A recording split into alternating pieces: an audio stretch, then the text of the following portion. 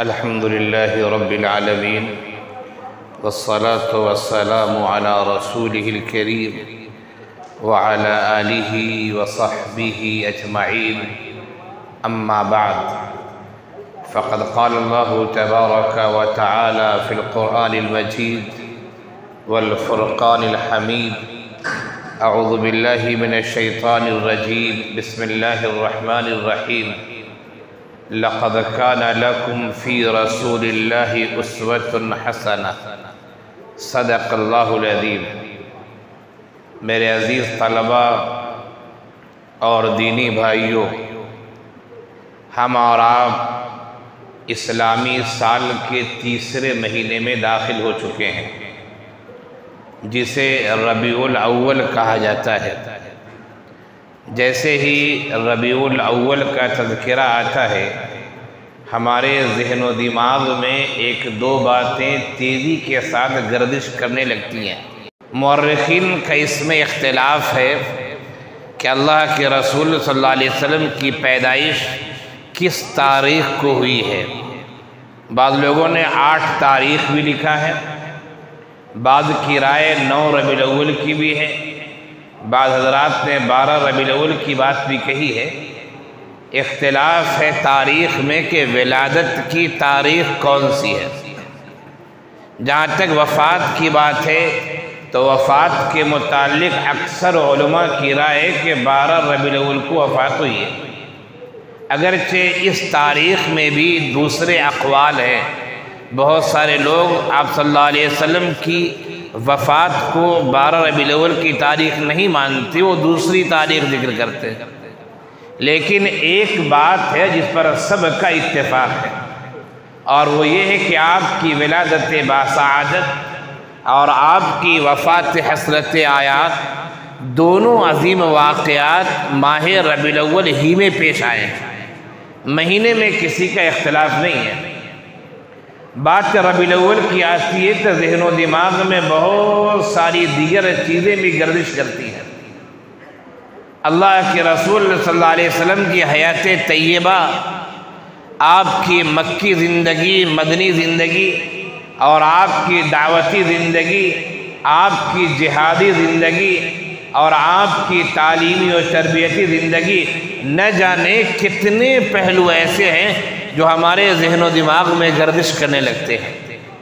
اور یہ سیرت ایک ایسا موضوع ہے کہ ہم جیسا چھوٹا موٹا آدمی بھی اگر مختلف پہلو پر گفتگو کرے تو 2-4 دن بھی اس کے لیے ناکافی ہے۔ بڑی شخصیتوں کی بات کو چھوڑ دیجئے، انہوں نے ہزاروں صفحات لکھے، سینکڑوں بیانات کیے، کتنی تقاریر ان کی آج کل موجود ہے جسے لوگ سنتے ہیں۔ ایک کھلا ہوا موضوع ہے، ایک عام موضوع ہے۔ میں نے اس سے پہلے ربیع الاول کی مناسبت سے بسا اوقات 2 اور 2.5 مہینے اسی مسجد میں، اسی محراب اور اسی کرسی کی جگہ سے کہا جائے بیانات کیے ہیں، جن میں سے بہت سارے بیانات ریکارڈ شدہ ہیں کہ آخر اللہ کے رسول صلی اللہ علیہ وسلم کی جب ولادت ہوئی اس وقت عرب اور دنیا کے احوال کیا تھے، آپ صلی اللہ علیہ وسلم کی بعثت کیوں ہوئی ہے، مکے ہی میں اور حجاز ہی میں آپ کی ولادت کیوں ہوئی ہے، ولادت کہیں اور ہو سکتی تھی۔ بعثت کے لیے مکے ہی سے ایک فرد کا انتخاب کیوں کیا گیا، اور آپ کی بعثت سے پہلی زندگی کیسی تھی، بعثت کے بعد کی زندگی آپ کی کیسی ہے، اور مکی زندگی کو کتنے مراحل میں ہم تقسیم کر سکتے ہیں، اس لیے کہ مکی زندگی کا ہر سال ایک جیسا نہیں ہے، ہر سال ایک جیسا نہیں ہے، اس کے مختلف انداز ہیں۔ اسی طرح آپ نے ہجرت کی ہے تو مدنی زندگی بھی ایک جیسی نہیں ہے، مدنی زندگی کے بھی ادوار ہیں۔ آپ نے جہاد کیا ہے، جہاد میں سے ہر جہاد کی نوعیت ایک جیسی نہیں ہے، مقصد ایک ہے، نوعیت ایک جیسی نہیں ہے، انداز الگ الگ رہے ہیں۔ یہ وہ موضوعات اور یہ وہ عناوین ہیں کہ جس پر گفتگو کی جائے تو بہت لمبی گفتگو ہوگی۔ میں نے سوچا کہ ربیع الاول کی مناسبت سے انشاءاللہ مختلف جمعوں میں اللہ کے رسول صلی اللہ علیہ وسلم کی حیات طیبہ کے ایک پہلو کو لے کر ایک جمعے میں گفتگو کی جائے گی۔ آج کے گفتگو کی جہاں تک بات ہے تو گفتگو کی شروعات ہم یہاں سے کرتے ہیں کہ جب ماہ ربیع الاول میں اللہ کے رسول صلی اللہ علیہ وسلم کی ولادت بھی ہوئی اور آپ کی وفات بھی ہوئی ہے، تو آخر سیرت طیبہ ہم سے کیا چاہتی ہے؟ اللہ کے رسول صلی اللہ علیہ وسلم کی حیات طیبہ ایک مسلمان سے کیا مطالبہ کرتی ہے؟ یقیناً یہ ایک ایسا موضوع ہے کہ اگر آپ اس پہلو پر غور کریں گے تو آپ کے ذہن و دماغ میں بھی مختلف باتیں آئیں گی۔ میں نے بھی غور و فکر کیا، مختلف باتیں آئیں، لیکن موضوع کھلا ہوا ہے، باتیں بہت دور تک جا سکتی ہے، اس لیے میں نے سوچا کہ اسے کچھ پوائنٹس بنا لوں، ہمارے لیے بھی بولنا آسان ہو جائے اور آپ کے لیے بھی اسے یاد رکھنا آسان ہو جائے اور وقت کے اندر گفتگو بھی مکمل ہو جائے۔ سیرت طیبہ کا سب سے پہلا پیغام دوستو یہ ہے کہ اللہ کے رسول صلی اللہ علیہ وسلم کو جب ہم نے رسول اور نبی مان لیا تو آپ سے سچی محبت کی جائے۔ سچی محبت، یہ سچی محبت کیا ہے؟ اللہ کے رسول صلی اللہ علیہ وسلم کا ارشاد گرامی ہے، لا يؤمن احدكم حتى اكون احب اليه من والده وولده والناس اجمعين، اور ایک دوسری روایت میں من نفسه حتى اكون احب اليه من نفسه، کہ ایک مومن اسی وقت مومن کامل ہو سکتا ہے جب اس کے اندر اس کے والدین، اس کی مال و دولت، اس کے دوست احباب، اس کے رشتہ دار، اس کے دیگر لوگوں، یہاں تک کہ اس کی جان سے بھی زیادہ میں اس کے نزدیک محبوب ہو جاؤں، محترم ہو جاؤں۔ اللہ کے رسول صلی اللہ علیہ وسلم کی محبت ہمارے اندر، مسلمانوں کے اندر پیوست ہونی چاہیے۔ یہ سیرت طیبہ کے بہت سارے پیغامات میں سے ایک اہم پیغام ہے۔ آج سیرت کے نام سے جلسے کیے جاتے ہیں، جلوس کیے جاتے ہیں، ریلیاں نکالی جاتی ہیں، نہ جانے کیسے کیسے کام کیے جاتے ہیں، جن میں سے بعض کام تو شرعی حدود میں آتے ہیں، بعض کام شرعی حدود کے باہر آتے ہیں، لیکن یہ صرف دکھاوے یا رسم کے تحت، یہ سچی محبت نہیں ہے۔ اگر اللہ کے رسول صلی اللہ علیہ وسلم سے سچی محبت ہوتی تو انہیں جلسے جلوس کرنے والوں کے اخلاق و عادات بھی نبی کے اخلاق و عادات کے قریب ہوتے، ان کے چہرے مہرے بھی نبی کے چہرے مہرے سے قریب ہوتے، ان کا رہن سہن بھی نبی کے رہن سہن سے قریب ہوتا، اور وہ ہر جگہ اس بات کی کوشش کرتے کہ ہماری نہ چلے بلکہ ہماری شریعت کی چلے، ہمارے نبی کی چلے۔ تو سیرت طیبہ کا ایک اہم مطالبہ یہ ہے دوستو کہ اللہ کے رسول صلی اللہ علیہ وسلم سے سچی پکی محبت کا ثبوت دیا جائے۔ سچی پکی محبت کیا ہے؟ قرآن کریم نے اس کی وضاحت کی ہے اور فرمایا قُلْ إِن كُنْتُمْ تُحِبُّونَ اللَّهَ فَاتَّبِعُونِي يُحْبِبْكُمُ اللَّهُ، اے نبی آپ لوگوں سے کہیے اگر تم لوگوں کا یہ دعویٰ ہے کہ میں اللہ سے محبت کرتا ہوں، میں اللہ سے محبت کرتا ہوں، تو فرمایا کہ دعوے کی دلیل یہ ہوگی فَاتَّبِعُونِي، اے لوگوں میری پیروی کرو، میری سیرت کو اختیار کرو۔ اگر میری سیرت کو اختیار کرتے ہو، میرے طور طریقے کو اختیار کرتے ہو، میں جو کہتا ہوں اس طرح تم کام کرتے ہو، تو ہاں تم اللہ سے محبت کرنے والے ہوگے اور اس کی رسول سے محبت کرنے والے ہوگے۔ لیکن اگر صرف تمہارا دعویٰ ہے، اس کی حقیقت سے اس کا کوئی تعلق نہیں ہے، تم منمانی کرتے ہو، تمہارے گھروں کا نظام ویسا ہے جو تمہارے سماج میں رسوم و رواج ہے،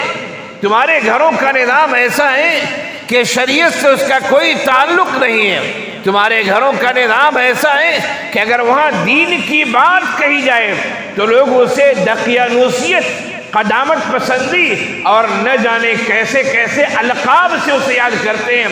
اس کا مطلب ہے کہ آپ کو رسول سے اور شریعت سے محبت نہیں۔ محبت رسول یہ شریعت کا مطالبہ ہے۔ حضرت عمر بن خطاب رضی اللہ عنہ کے سامنے جب یہ بات آئی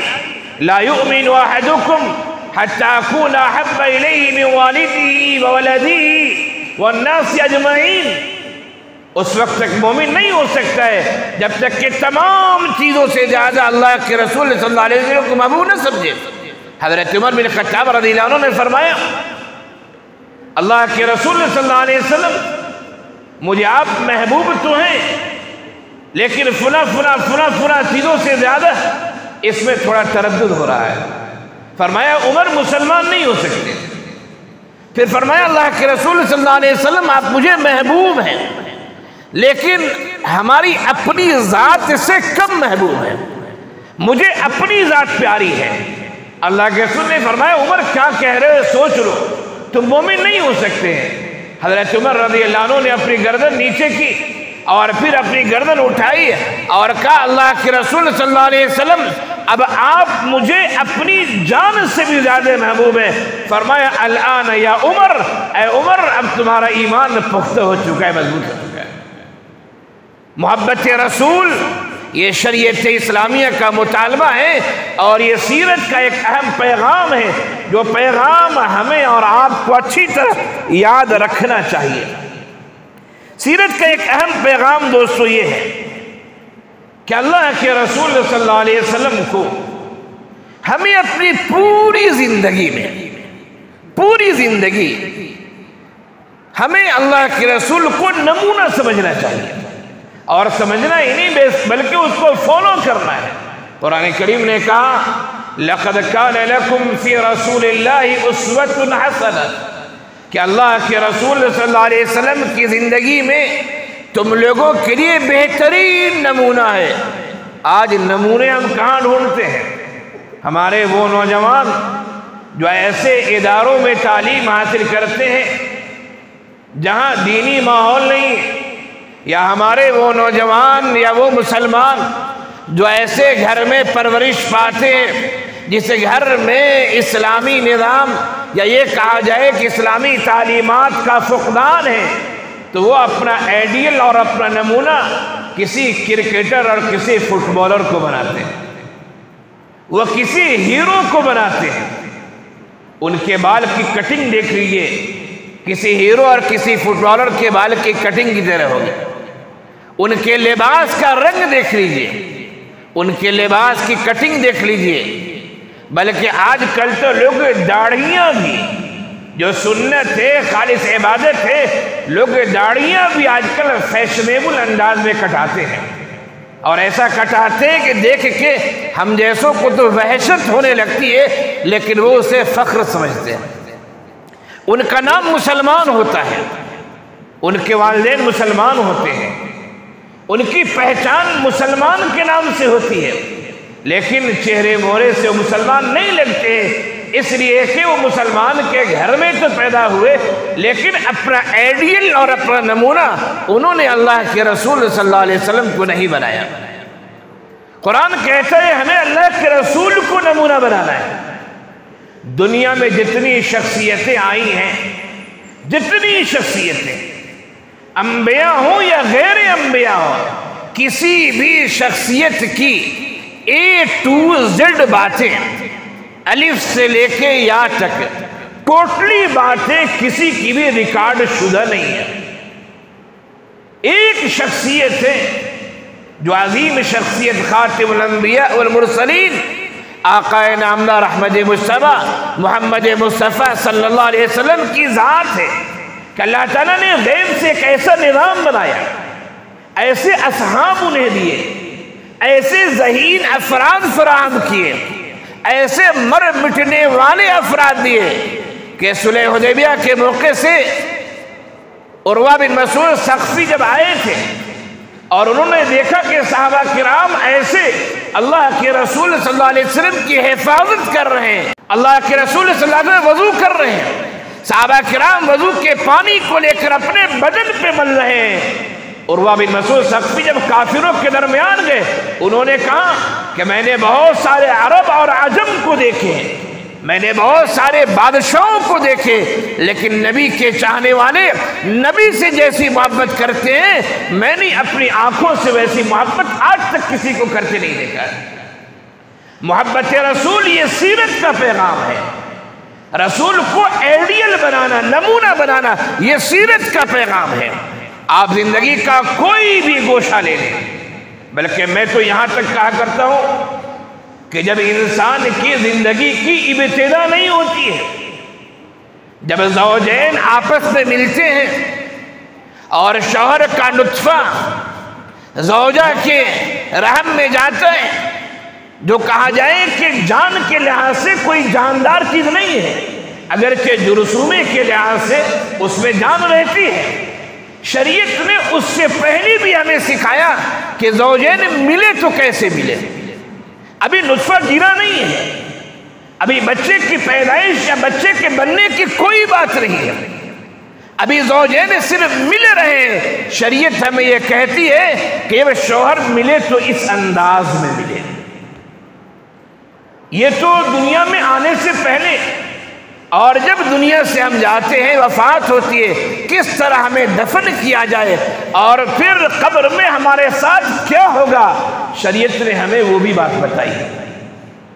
زندگی کا کوئی گوشہ لیجیے، دنیا میں آنے سے پہلے کی بات ہو، دنیا سے جانے کے بعد کی بات ہو، دنیا میں رہنے کی بات ہو، بچپنے کی بات ہو، شادی بیاہ کی بات ہو، تعلیم و تربیت کی بات ہو، گھر کے نظام کی بات ہو، خلوت کی بات ہو، جلوت کی بات ہو، دوست و احباب کی بات ہو، آل و اولاد کی بات ہو، اس اساتذہ کی بات ہو، شاگردوں کی بات ہو، اجنبیوں کی بات ہو، اپنوں کی بات ہو، مسجد کی بات ہو، مسجد کے باہر کی بات ہو، ہمیں کیسے رہنا ہے، کیا سلوک سے پیش آنا ہے، ہماری شریعت نے، ہمارے نبی نے ہمیں سب کچھ سکھا دیا ہے۔ یہ شریعت کے کامل ہونے کی دلیل ہے، اور شریعت مطالبہ کرتی ہے کہ ہمیں اپنے نبی کو نمونہ سمجھنا ہے، لیکن افسوس ہے ان پڑھوں کو چھوڑ دیجیے، جاہلوں کو چھوڑ دیجیے، کم پڑھے لکھوں کی باتیں مت کیجیے۔ جو گھرانے پڑھے لکھے ہیں، جو گھرانے اللہ والے کہلاتے ہیں، جن گھرانوں میں علماء، فضلاء، مفتیان ہیں، بہت افسوس کے ساتھ کہنا پڑتا ہے کہ وہ گھرانے بھی اب بہت حد تک محفوظ نہیں ہیں۔ نئی ٹیکنالوجی نے ہمارے بچوں کو وقت سے پہلے بالغ کر دیا ہے، اور ہمارے بچے بسا اوقات ہم سے زیادہ سمجھنے لگتے ہیں۔ یہ نئی ٹیکنالوجی کی کرشمہ سازی ہے، لیکن ہمارا کام ہے کہ ہم اچھا ماحول بنائیں، ہمارا کام ہے ہم اچھی تربیت کی کوشش کریں، ہمارا کام ہے جب تک وہ نابالغ ہیں ہم ان کی ذہن سازی کریں، ہم اپنا کام کرتے رہیں، آگے اللہ سے دعائیں کرتے رہیں، ہمیں انشاءاللہ اس کا ثواب بھی ملے گا اور انشاءاللہ نتائج بھی بہتر ثابت ہوں گے۔ ہمارا 2-4 دن محنت کرتے ہیں، 2-4 دن تربیت کرتے ہیں، پھر کہتے کوئی بات ہی نہیں سنتا ہے، کہنے سے کیا فائدہ، قصہ ختم۔ ایسا نہیں ہونا چاہیے۔ نبی کو ہم نمونہ سمجھیں، لوگوں کو بتائیں، واقف کرائیں۔ یہ سیرت طیبہ کا ایک اہم پیغام ہے دوستو، ہمیں اس بات کو سمجھنا چاہیے۔ سیرت کا ایک اہم پیغام یہ ہے کہ یہ دین، یہ ایمان، یہ دعوت، یہ عقائد ہمیں جو ملے ہیں، یہ ہمیں رکھنے کے لیے اور صرف اپنے قلب و جگر میں سمیٹنے کی نہیں ملے ہیں، ہمیں ان پر تو استقامت کا ثبوت دینا ہے، لیکن یہ امانت ہمیں ملی ہے دوسروں تک پہنچانے کے لیے، ہمیں تو عمل کرنا ہے۔ اللہ کے رسول صلی اللہ علیہ وسلم نے عمل کیا، کر کے بتایا، قرآن کریم نے عمل کی تاکید کی ہے، ہمیں تو عمل کرنا ہے، لیکن عمل کرنے کے ساتھ ساتھ ہمیں دوسروں کو بھی بتانا ہے کہ اسلام صرف مسلمانوں کے نہیں آیا ہے، یہ اسلام سارے انسانوں کے لیے آیا ہے۔ حضرت ربیع ابن عامر رضی اللہ عنہ صحابی رسول ہیں، رستم کے دربار میں، جو رستم عیسائیوں کا، کرسچن کا کمانڈر ان چیف تھا، اور لڑائی کا وقت تھا، رستم نے کہا تھا کہ ذرا مسلمانوں میں سے کسی کو بلا کے لے آؤ۔ رستم کا قاصد آیا کہ ہمارے کمانڈر ان چیف نے بلایا ہے، کوئی آدمی مسلمانوں میں سے جائے۔ مسلمانوں میں سے حضرت ربیع ابن عامر رضی اللہ عنہ کو صحابی رسول کو منتخب کیا گیا۔ مورخین لکھتے ہیں ان کا قد بہت لمبا نہیں تھا، درمیانہ قد کے یا پستہ قد کے تھے، اپنے خچر پر سوار ہوتے ہیں، ہاتھ میں نیزہ ہے اور نیزے سے ٹیک لگاتے ہوئے رستم سے ملنے جا رہے ہیں۔ رستم کے سامنے قارینیں بچھی ہوئی ہیں۔ رستم کے سپاہیوں نے کہا کہ خچر کو یہیں چھوڑ دیجیے، نیزے کو یہیں رکھ دیجیے، کمانڈر سے یوں ہی ملنا ہے۔ حضرت ربیع ابن عامر رضی اللہ عنہ نے کہا کہ نہیں، میں آیا نہیں ہوں، بلایا گیا ہوں، میں بلایا گیا ہوں، میں خچر پر سوار ہو کر جاؤں گا، نیزے سے ٹیک لگاتے ہوئے جاؤں گا، تمہاری قارینیں خراب ہو تو ہو۔ وہ کمانڈر ان چیف رستم کے پاس جاتے ہیں، رستم پوچھتا ہے ما جاء بکم، رستم کا سوال ہے ما جاء بکم، آخر تم اہل عرب آئے کیوں، لڑنا کیوں چاہتے ہو؟ اگر تمہیں کھانے پینے کی پریشانی ہے تو میں کھانے پینے کا انتظام کر دیتا ہوں، رہنے سہنے کی پریشانی ہے رہنے سہنے کا انتظام کر دیتا ہوں۔ حضرت ربیع ابن عامر رضی اللہ عنہ کا تاریخی جملہ جو انہوں نے کہا ہے، جس کو مورخین نے کوٹ کیا ہے، انہوں نے فرمایا کہ سنو، مسئلہ زمین و جائیداد مسئلہ مال و دولت کا نہیں ہے، سنو میں کیوں آیا ہوں۔ اللہ بتعثنا لنخرج من شاء من عبادة العباد إلى عبادة الله وحده ومن ضيق الدنيا إلى سعتها ومن جور الأديان إلى عدل الإسلام۔ کہا کہ میں آیا نہیں ہوں، اللہ بتعثنا، اللہ نے ہمیں پیدا کیا ہے، اللہ نے ہمیں برپا کیا ہے، اللہ تعالیٰ نے ہمیں ایک ذمہ داری دی ہے کہ ہم لوگوں کو لوگوں کی عبادت سے نکال کر اللہ کی عبادت کی طرف لائیں، لوگوں کو دنیا کے ظلم سے نکال کر، ادیان و مذاہب کے ظلم سے نکال کر